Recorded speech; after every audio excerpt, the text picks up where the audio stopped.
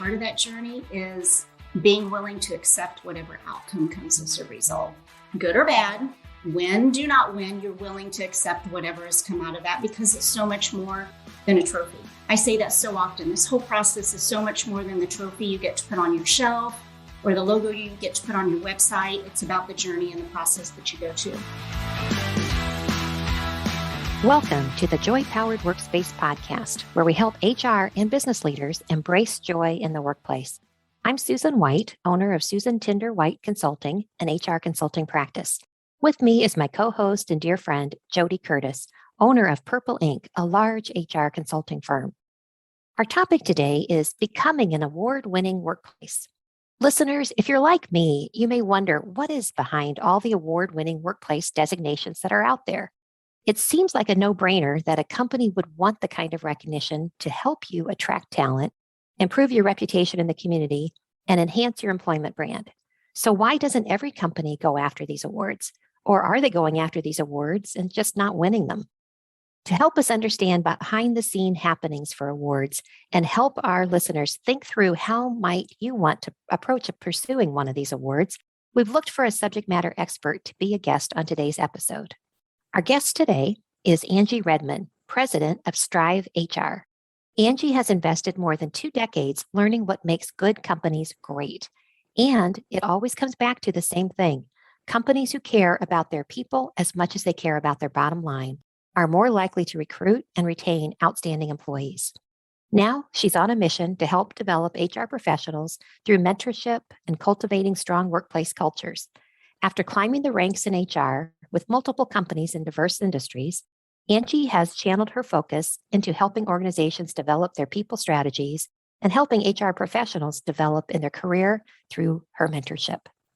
Welcome, Angie. Thank you for having me. I'm thrilled to be here. What do you hear from organization leaders as to why they apply for an award? Well, the 2 most popular or primary reasons why either organizational leaders or HR professionals tell me that they're wanting to apply for an award, the primary one is to attract top talent. And that has a lot to do with what's going on in our world right now, because they know that people want to work for organizations that are recognized for their amazing workplace and their wonderful culture. And they want to work for a company that takes really good care of their employees. And the second reason that I hear a lot of, and this is more from the organizational leader side, is they want to be recognized as a leader within their local community or within their industry. So they want that recognition piece. So those are more of the primary reasons I hear firsthand. But I will tell you statistically, from an employee engagement standpoint, organizations, and this was prepared by a partner of mine called Intergage. They administer the Top Workplaces survey. They have shared with me that statistically, top workplace organizations say 84% of their employees are considered engaged, which is a lot higher than a company that would not be falling into that category. And then top workplace organizations say that 86% of their organization workforce is committed to staying with the organization. So with the cost of replacement, that retention percentage is really big. And then we all know that happy employees make happy customers. So it's really important to take that into consideration when your employees are engaged and they're committing to doing a good job and taking care of their customers. That definitely has a significant impact on their ROI. And over double ROI is what organizations are saying. If they're awarded as a top workplace is what they're saying in that category. But there's so many other benefits, even outside of what companies are telling me. And this is just from my own networking and conversations that I'm hearing from a credibility standpoint. Just if an organization is willing to take pride in applying for this award and dedicating their time and their resources towards that. And also from a media standpoint. Other places, they'll call it their bragging rights. So that's definitely another reason why people would do it. But the retention piece and the traction and the employer recognition definitely are big reasons why people do this. Those are huge numbers too, Angie. For sure. I can just imagine some people listening to what you just said and thinking like, oh, I'm going to go out and apply then because I want those kind of numbers. Not realizing that, which you also inferred, there's a lot of work that goes into winning or earning those awards. So, what are some steps that an organization might take first before applying for one of these awards? So I have 3 steps in which I highly recommend a company consider before doing this. And the very first one is defining and understanding your why. Why do you even want to do it in the first place? So this could consist of the leadership team, the HR professionals, both of them partnering, digging in to figure out why they even want to go on this process, why they want to go on the journey. It could be recruitment, retention, industry, considerations like we just talked about. But it also helps you to understand which of the awards you would want to apply for. And we can talk about that later. There's so many different ones, but understanding which one you want to apply for really ties in significantly with that why. The other thing is to definitely tie it to your strategic initiatives when you're talking about your why, as far as you're doing this as well. The second thing is to accept that this is not an overnight thing. This is a journey. It takes quite a while to do it. It's not a quick process. And I'm not saying that to scare people away from doing it. It's just from a commitment. You're willing to commit the time it takes to go through this process. And then also part of that journey is being willing to accept whatever outcome comes as a result, good or bad. Win, do not win. You're willing to accept whatever has come out of that because it's so much more than a trophy. I say that so often. This whole process is so much more than the trophy you get to put on your shelf or the logo you get to put on your website. It's about the journey and the process that you go to. And the third thing that I would suggest a company be more than willing to do is to commit to the work ahead. As I mentioned, it takes a while to do, and if it was super easy, everybody would do it and we'd all have that award on our logos or the logo on our website. But you need to dedicate resources to help. And you probably have a lot of people listening that might be the HR department of one or the HR department of two, and they have so many things that they're trying to do already. I encourage those folks to locate what I call influencers. And those are people within your organization that can kind of help you through this process. The commitment to the work also entails the willingness to communicate the findings to your employees, sharing the results with your employees, possibly with your customers, with your board. So there's a lot of work in that commitment to that communication piece that's ahead.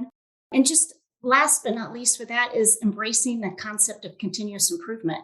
Hopefully each year you're going to try and do this, get better each year, and then learn from what happened the year before. Great advice. I really think so. And I don't know if there's statistics available or just your sense of it, Angie, having worked not only in a company where you achieved it yourself, but also working with other client companies to help them. Is there an average amount of times you apply before you win? I mean, I'm sure it probably spans from people who do it the first time they apply, they win, and others never win. It definitely spans. And what I've also seen, the number of people that will win, unfortunately, will not win the following year and then try it again. That number, I think, tends to be higher as far as if you look at who's trying to do it again. I do a look back. I do a 5-year look back each year to see how organizations are doing with maintaining their status. And there's a fair number of people that definitely, and I believe the reason for that is they've had the opportunity to experience the benefits of it. So they definitely want to be able to get back into that place. Yeah. Yes, I can only imagine. What type of awards are actually out there and available for companies to apply for, and help us understand maybe why they would choose one over another?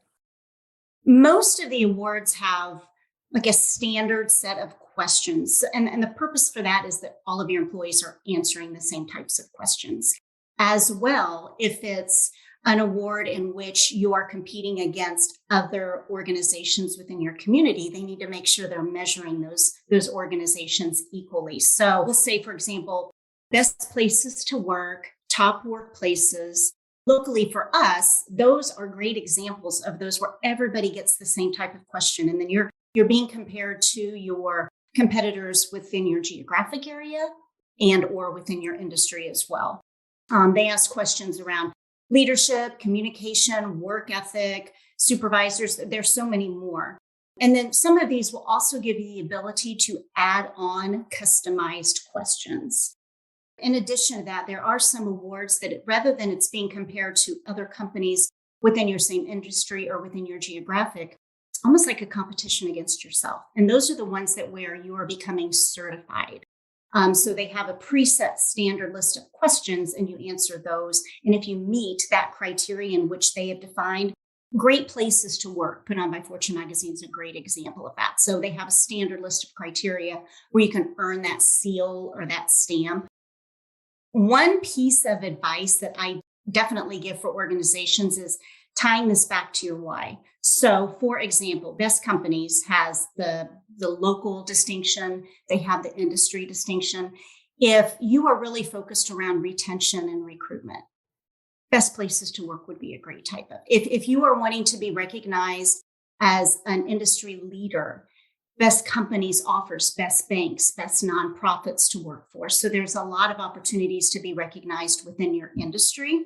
Top Workplaces is one that I just mentioned as well. They also offer the geographic and the industry distinction. They also have what they call excellent awards. And those are for top workplaces with DE&I practices, top workplaces for remote workers. So really, when you tie back to your why and why are you doing this and what do you really want to be recognized for, that really helps you kind of hone in on which one it is that you might want to do. Yeah. Angie, you mentioned earlier, I forget how you said it, but something about being prepared for the results. I think it's important for us to note too that there is in answering those questions or in going through the process, there can be a lot to learn even if you don't win, right? On how did you get scored? What were the results of your surveys? So you know what to work on too. Absolutely. Could you walk us through what the process might look like for an organization who is applying for one of these awards? Absolutely. And I'll take this from the approach of the idea of a company who's never even applied. So we'll start from the bare bones with that. After you determine your why, which I mentioned is definitely something that you for sure want to make sure you do when you figure out which one it is that you want to apply for, you really want to communicate to your organization that you're going to do this. You want to let them know that this is something that's going to be an initiative in which your organization is going to be taking on. I highly encourage that message to come from a leader because that definitely shows buy-in. It shows support. Tell them why you're applying. Tell them that they're going to be completing a survey and why you would like them to be part of this process. Tell them you're willing and committed to sharing the findings of those once you have that information back. So that's kind of the first step. That's definitely a really important foundational step. But as far as registering for the survey, often this will be in the seat of someone in HR to handle this. Some organizations, if they don't have anyone in HR, they might call upon someone such as myself, or maybe marketing or someone else within the organization to help on that. Whomever it is handling that, I highly encourage you to lean on other people within the company. And what I mean by that is there may be information that IT is going to need to provide to you that you'll need to have on the application, like email addresses and that sort of thing. Marketing is definitely somebody you're going to want to partner with. There will be questions related to your organization, questions about your benefit package. So even though you may be one person entering that, rely on those resources within your organization. I can tell you sometimes on average, it can take 40 to 45 hours just to enter the contents of that application. So the more you can rely on the other people to help you, definitely the better. Notify the employees when you're getting ready to launch the survey. That would be the next thing that's going to come out. And often these organizations will provide you templates and content as far as how you can best share that information with your employees, when it's coming, what they can expect, the time it's going to take for them to do that. Some of these survey administrators will ask you to send them a copy of the email you sent to your employees because they want to know what it is that you're communicating with them as well. Some organizations will automatically withdraw you if they feel like you have coerced or encouraged your employees to do that. So they'll want to see what information you're sending out. So notify your employees that it's going to launch. I encourage you to have a goal for a completion rate. These organizations will say there's a minimum participation rate of what they expect from your employees. In my opinion, that's kind of low. Some of them are around 40 and 45%, and I just don't feel that's a good representation of the feeling for your employees. So I would suggest looking at a 75 to 80% goal. Have that be your goal, especially if it's your first time, but tell your employees, we're striving for this percentage of you to participate. And this is why. We want to hear your feedback. We want to hear what it is that you have to say about that. And then educate the leaders within your company to be supporters. I use that term influencers, and this is another job for what I would give our influencers. So they're the line leaders, they're the supervisors within the company, the ones working side by side. So when they hear an employee say, oh gosh, here's another survey, I don't want to have to complete this, they can share the good reasons for why you as an organization are definitely wanting to do that. Last but not least, you can't bribe employees to do that. Like I said, some of these places you can't say, if everybody gets this completed, we're going to have a pizza party or a day off or something like that. You cannot bribe your employees if word gets back. A lot of these companies automatically withdraw you for that. So once you share that with your employees, everyone has gone in, they've completed their survey and they close down that survey kind of in a sit and wait mode until you find out the results of that. And then that takes you to the acknowledgement step when you find out if you've won. So hopefully you have. This is where you're going to start to get a lot of data back. And this is where I often have companies will call me and say, okay, these are a lot of reports. This is a lot of information. I definitely don't know where to begin. But that's where that real commitment comes in. Pull up those sleeves, dig in, and that's where you're going to learn great content and a lot of good information. One thing I will say is what happens if you don't win. Please remember that you are striving for continuous improvement here. You're not necessarily striving for a trophy. Obviously, when you apply for this, you're hoping that you're going to win, but that's not the only reason that you did this. So if you only did it for the trophy, the positives that you were hoping to obtain are going to go out the doors definitely as quick as they got there. But if you did it because you want to see improvements, that's when you can dig into those reports. Find out how your employees feel about working there and what type of improvements that you can make. So if you don't win, don't hide that. Share your employees. We didn't win, unfortunately, but we got information back from you and we promised a commitment to you to dig into this. And that's what we plan to do. Then hopefully you can apply again for the following year. That's a great process. In your experience, do a lot of companies use this opportunity as kind of their annual employee engagement survey or their job satisfaction survey, or do they do those separately? Is this something they only do for the award? I've seen it all over the board. I've seen organizations do this and then maybe do pulse surveys in addition to that. I encourage, if you're going to do another one in addition to that, to kind of spread it out, because some of the data that you're going to get back from here may be similar questions in other surveys, and that gives you a great benchmarking tool. So maybe you have a department that's really tapped out at one certain time. Maybe that's when this survey was administered. And another time throughout the year, you're asking that same question. You're getting totally different content and responses back. If you have that to benchmark, that gives you something that you need to dig in a little bit more and find out why in this month is that department so frustrated and in this month they're okay. So there's a lot of different information that you can get if you can do more than just one, which is definitely something I encourage people to do. However, the data that you get back from this, you can set goals of content you can review throughout the whole year so that way you're not just looking at it at one point. Love that. Thank you. Is there a time an organization should not apply for an award? Yes. I'll give you 3 examples for that. I seem to have a series of 3 here going. I just kind of realized that. So I would say do not apply if you do not plan to gather the findings as a result of the survey. That's an indicator. I've had organizational leaders tell me that they didn't even ask for the reports. And some of these, when you pay them, you will pay upfront, and that's to complete the survey and that's to get the findings. Some do not charge you to apply for the award. And then if you want to buy the findings, you can do that separately. So the whole point of this is to find out how your employees feel and things that you need to work on and focus on for improvement. So if you're not willing to do that, that tells me that you're probably not doing it for the right reason. You definitely just want the trophy. So I feel like it's an investment in your employees and in your organization. So it's definitely something that you should do. Another thing is do not apply if you do not plan to communicate the findings back. I've talked with leaders who said, ooh, I don't like this, that our employees think that. I don't really want to have to admit that out loud, or I don't want to have to repeat back that that's what they said. The employees want to feel heard. They want to know that you heard what they said. This was a safe, anonymous environment for them to share their thoughts. So you need to acknowledge, I heard you, and this is what you said. And I thank you for taking that time to share that feedback with me. So you need to be willing to commit back to what you heard. And the third thing that I would say is don't apply if you don't plan to do something with the findings.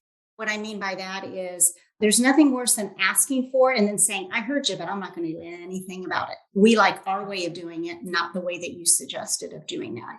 You may be amazed. Your employees may have ideas and ways of doing something that you never even thought of. Or it could be a collaborative effort. Wow, you thought about doing it this way, and then they added an extra thing to that made the program even better. So you just never know what ideas are going to come out of that. So if you're not willing to listen to the feedback, act upon the feedback, and share the feedback, I just don't think a company would be ready at that point. I think that is great advice. I know listeners out there who have never done this before are saying, so how much do these cost? And I'm sure it varies, but do you have a kind of a cost of, doing business on this? A lot of them are vary based on the number of employees that you have. So for example, we'll take Best Companies operates a survey called Best Places to Work. We have them here in Indiana. They're in many, many states. And they have, as I mentioned, like the best IT teams to work for or the best nonprofit companies to work for. When you go onto their page, it's very easy to see. You can look at the grid that shows the number of employees that you have. And if you want to do an online or an online on paper, and then you can look based on the number of employees you have, what your cost would be. And there are other organizations. We'll take, for example, Intergage administers the Top Workplaces survey. There is not a fee to participate in the survey. There's a fee to get the findings back. That also is based on the number of employees that you have. Mm-hmm. Thank you. Sure. Angie, do you have other advice to listeners who might be ready to get started pursuing an award? Don't go at it alone. And that's where I talked about the influencers and the resources that you have. This is a company-wide effort, and it's in a company-wide initiative. It shouldn't just sit on one person's desk as far as responsibility goes. So involving as many people within your company as you can, you're going to find through this process, marketing may become one of your best friends. There are so many different benefits. If you earn this award from a recruitment and from a strategic standpoint of getting employer branding notification, marketing could be a great resource. And I guarantee they would probably love to work with you on that because your customers are going to see it too. And that's something they're probably already working on anyway. So don't go at it alone. Try and get maybe a team, a project group, other people within your company. If you get to the point to where you're overwhelmed, give me a call. I'll be happy to talk you through it and see if there's something that I can help guide you on that. But definitely it's too big of an initiative for one person to take on by themselves. Yeah. What was your last joy-powered moment at work? First of all, love the book, Joy-Powered Organizations. I got that at the HR Indiana conference, so I'm so excited about that. Right. I will say that I have had the benefit of having multiple joyful environments and experiences. And I will say that I didn't know how great it was until later. And I wish I would have lived a little bit more in that moment. And two examples I will give you is, and neither of these organizations are in existence any longer. And I think had they have been when Best Places to Work and these awards were out there, brag moment here, I think we definitely would have been ranked at the top because we worked so hard at a fantastic culture and engaging our employees and helping them learn how they make an impact on the organization every day and keeping the communication up. And I know that I'm not the only one because I sat in the HR seat that felt that way because I still keep in touch with those people and we still talk about it 10 and 15 years later. So if that's not a joyful moment, I don't know what is. I will say that the other example I can give is when I get the opportunity to see people that I used to work with in a corporate environment, and they'll say, you were a fantastic mentor to me. And I didn't even know it at the time. And so, it warms my heart, first of all, to even hear it. But I wish I knew then that I was having that big of an impact because whatever that was, I would have continued to do more of it. So I would encourage people, if you have somebody that you feel like is definitely creating a moment like that for you at work, tell them so that they know that what they're doing is that impactful. Nice. I love it. Well, so much great advice from you today, Angie. Thank you so much for being here and sharing with us. But if our listeners want to know more or reach out to you directly, how can they reach you? Best way is by email, and it's Angie@StriveHR.net. Welcome to connect with me on LinkedIn. And then I also have a freebie for your listeners if they would have an interest. And I'll give you the link to this so that you can put it in the show notes. And I've prepared the 6 perks of becoming an award-winning workplace. So that'd just be some general advice that they can hang on to and refer back to. Love it. Can't wait to read it. Thank you. Thank you. Susan, a listener wrote in with the following question for us. I work for a large law firm with over 25 locations and over 800 employees. Morale is down since returning back to the office. What are some ways or ideas that I could put together to show appreciation and boost morale? Great question. I'm sure you're not alone on this. First, if you're looking for a good go-to resource, I would encourage you to look at drbobnelson.com. As Bob Nelson has written so many really good books over the years that I have taken lots of practical ideas from. Probably the first one I read was 1001 Ways to Reward Employees, but others that he authored are Recognizing and Engaging Employees for Dummies, Work Made Fun Gets Done, and many, many more. Ideas he offers up include simple things that companies can do, like thank you e-cards, awarding I don't want to get out of bed free days, lots of just fun things that don't necessarily cost a lot of money. Secondly, because I would want to tailor whatever I did to the needs of my specific population, I would probably pull together a focus group, maybe with representatives of the various work groups, the admin staff, the associates, maybe even the partners, if I could convince them to come, to learn about the words, the actions, the deeds that really make them feel valued and appreciated. And then I would figure out, okay, so if that's what people want, how can I help deliver on it? And I think thirdly, I would love for you to listen to one of our earlier Joy Powered Workspace podcasts. The one we launched in July of 2019 was entitled Team Building. We interviewed Desiree Garcia of Vida Adventura, and she shared some really good ideas that might be helpful in boosting morale. We also talked about some personality work style assessments that help the organization get to know themselves and their colleagues better and enhance how you work and communicate together. That could be just the thing to help boost your morale. I love it.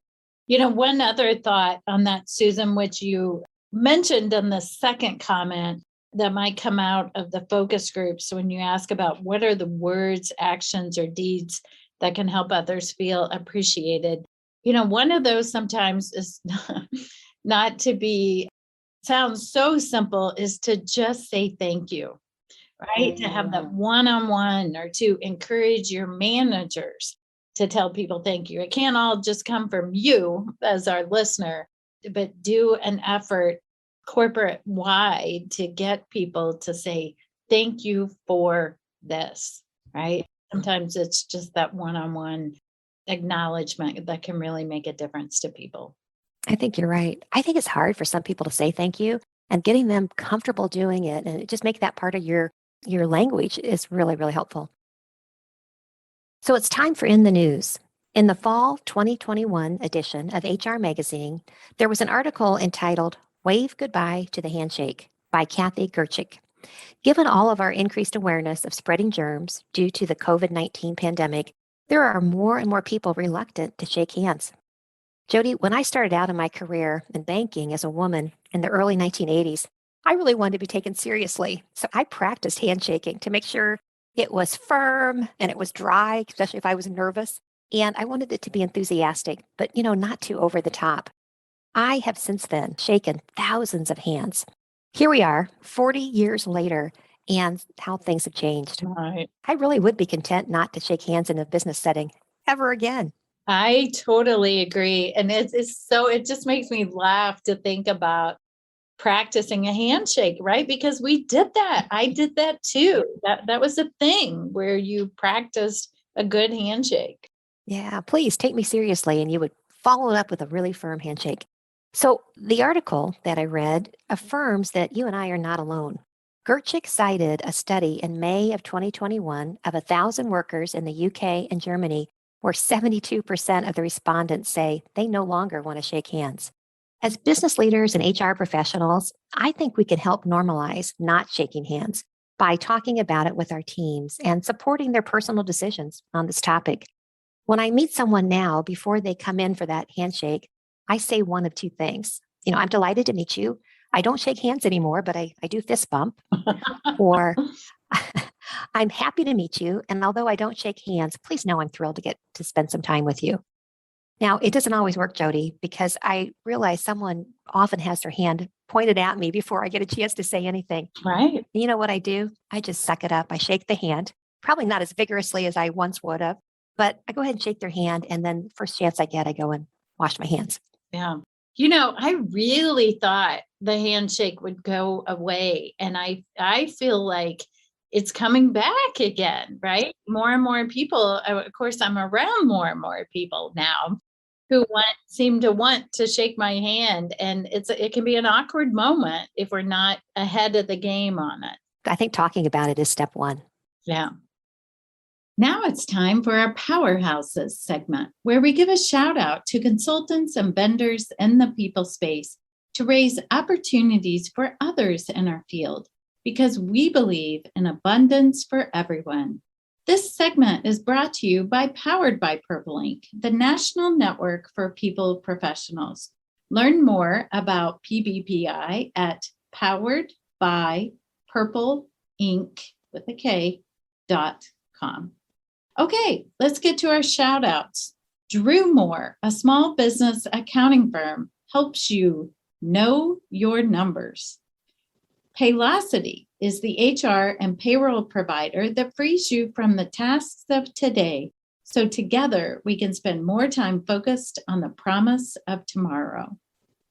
NFP is a leading insurance broker and consultant providing specialized property and casualty, corporate benefits, retirement, and individual solutions through its licensed subsidiaries and affiliates. Best wishes to all of you as you endeavor to make work more joyful. Links will be in our show notes. And again, thanks to Powered by Purple Ink. Check out poweredbypurpleink.com for more on today's shout outs and how PBPI raises opportunity for people professionals. If you would like SHRM recertification credit for listening to this podcast, please visit getjoypowered.com/SHRM. You'll find an evaluation of the podcast, and once you complete the evaluation, you will see the SHRM recertification credit code and a link to a proof of participation certificate. Again, that's getjoypowered.com/SHRM. Thank you for listening, and thanks for your dedication to the HR profession. Thank you for listening. If you liked the show, please tell your friends about it and let us know what you think by rating and reviewing us on Apple Podcasts. You can learn more about Joy Powered at getjoypowered.com. Check out the Joy Powered shop, where you can order our books, journals, and other items that power our joy at getjoypowered.com/shop. We're at Joy Powered on Facebook, LinkedIn, Instagram, and Twitter, and you can email us at joypowered@gmail.com. We hope you tune in next time. Make it a joy-powered day.